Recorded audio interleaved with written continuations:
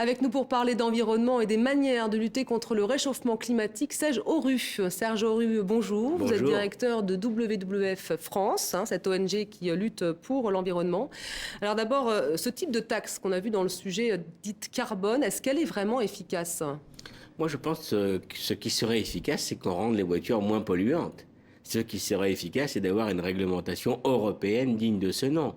Parce que il n'est pas inintéressant de mettre un GPS sur les véhicules, de taxer les automobilistes, mais franchement, je considère que c'est une usine à gaz dispendieuse. Il vaut mieux avoir une réglementation extrêmement contraignante qui permette de réduire drastiquement les émissions polluantes des véhicules. C'est pas toujours à nos citoyens de devoir supporter une offre qui n'est pas exacte, une offre qui n'est pas adaptée envers les générations futures. Alors, est-ce qu'il y a d'autres moyens plus efficaces, plus radicaux que la taxe, quoi? Franchement, ce qui est radical, c'est d'avoir une réglementation plus drastique. Aujourd'hui, un véhicule qui a un bonus écologique en France est à 130 grammes de CO2. On peut arriver à 70 grammes assez rapidement. On peut exiger des constructeurs automobiles d'avoir des véhicules qui consomment 2 à 3 litres d'essence au kilomètre.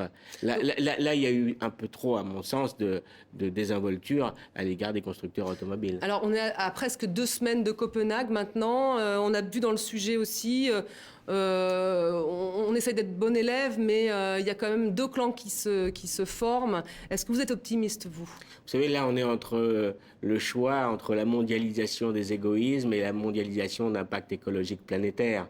Il y a un jeu de poker menteur entre les pays riches, les pays émergents. Les pays riches disent aux pays émergents réduisez vos émissions. Mais enfin, il faut rappeler quand même quelques chiffres. Un Américain, c'est 20 tonnes de CO2 par an. Un Européen comme vous et moi, c'est 8 tonnes. Un Chinois, c'est 4 tonnes. Un Indien, c'est 1 tonne. Donc il faut tout de même relativiser. Il y a des efforts à faire des pays riches et des pays émergents. Et il faut arriver à Copenhague, je dirais, à tendre la flèche suffisamment puissamment pour avoir des rounds après Copenhague qui nous permettent d'avoir des objectifs contraignants. Ça, c'est l'obligation. Et alors, est-ce que cet objectif de réduire de 50% les gaz à effet de serre d'ici 2050, c'est pas un petit peu... est-ce que c'est raisonnable, en fait ? C'est pas illusoire ? Est-ce raisonnable ? En 2008, le monde entier a émis plus de 10 milliards de tonnes de CO2. On n'en a jamais émis autant. Il y a une croissance depuis l'année 2000 de 3,4% par an de nos émissions. Il faut y mettre un terme parce qu'il y a un réchauffement climatique qu'il faudrait peut-être même appeler le péril climatique.